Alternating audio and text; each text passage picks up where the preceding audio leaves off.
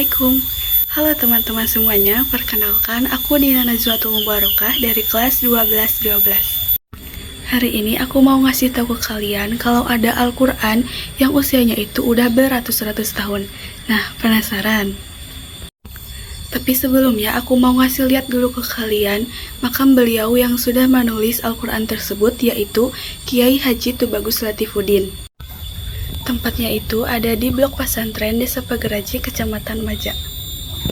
Nah, jarak ke makamnya itu cukup dekat dengan rumah yang ada di sini. Tinggal lurus aja ke sana.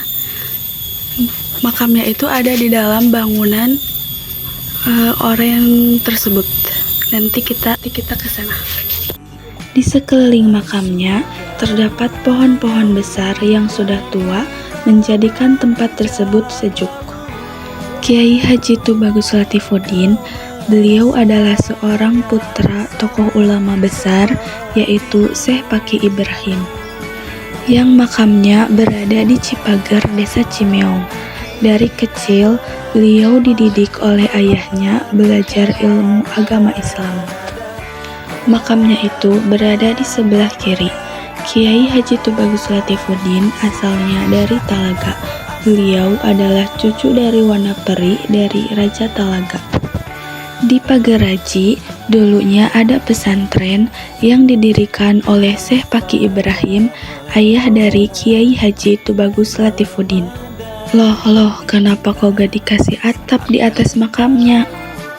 Nah, dari cerita turun-temurun, katanya dulu pernah dikasih genteng, tapi genteng tersebut terbang dengan sendirinya. Jadi, sampai sekarang gak dikasih genteng atau atap di bagian atas makamnya. Makam yang ada di sebelahnya adalah ayah dari Bapak Ridwanuddin yang merupakan keturunan ketujuh dari Kiai Haji Tubagus Latifuddin. Bapak Ridwanuddin atau Kuwu Hormat Desa Pageraji, beliau yang sudah menjaga dan merawat Al-Quran tulisan tangan Kiai Haji Tubagus Latifuddin. Al-Quran kuno itu memiliki panjang sekitar 40 cm dengan lebar 30 cm. Al-Quran tersebut kertasnya terbuat dari kulit pohon, kondisinya menguning dan mulai rusak. Meski begitu, tulisan tangan yang ada pada Al-Quran masih tampak bagus dan terlihat jelas. Pada sampul Al-Quran tertulis penulis dan tahun pembuatannya. Al-Quran tersebut ditulis oleh Kiai Haji Tubagus Latifuddin pada tahun 1658 di Pageraji, Kecamatan Majak, Kabupaten Majalengka. Al-Quran tersebut awalnya disimpan oleh nenek dan orang tuanya secara turun-temurun. Namun, sejak orang tua Bapak Ridwanuddin meninggal dunia, Al-Quran itu diwariskan kepada beliau dan mulai disimpan. Dengan cara membungkus Al-Quran tersebut menggunakan kain dan memberinya kamper agar tidak dimakan rayap. Karena usianya yang sudah ratusan tahun, ada beberapa lembar Al-Quran yang telah diganti menggunakan kertas baru karena kondisinya yang sudah rusak parah. Al-Quran tersebut dulunya pernah dibawa masantren atau menuntut ilmu oleh Kiai Haji Tubagus Latifuddin ke Selat Madura.